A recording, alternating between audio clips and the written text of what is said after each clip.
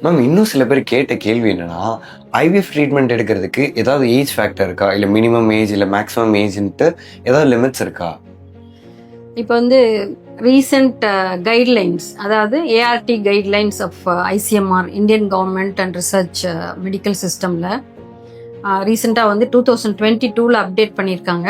அதுபடி பார்த்தீங்கன்னா 21 years of age, women age வந்து 21 மினிமம் இருக்கணும். மேக்சிமம் நம்ம வந்து அவங்க குழந்தை பெற்றுக்கிறதுக்கு 50 வயசு கொடுத்துருக்காங்க வயது வரம்பு. இதுவே வந்து வேறுபட்ட ட்ரீட்மெண்ட்ஸ் எல்லாம் இருக்குது. அதில் பார்த்தீங்கன்னா சரகசிக்கெல்லாம் வந்து வயசு குறைச்சிருக்காங்க. இப்போ 35க்குள்ளே பண்ணணும். ஹஸ்பண்ட்க்கு வந்து 55க்குள்ளே இருக்கணும் செல்ஃபாக அவங்களா குழந்தை பெற்றுக்கிறதுக்கு. அந்த மாதிரி ஒரு சில விஷயங்கள் அப்டேட் பண்ணியிருக்காங்க. ஆக்சுவலாக சயின்டிஃபிக்காக பார்த்தோம்னா இந்த ஏஜ் ஒரு கரெக்டான கைட்லைன் தான்.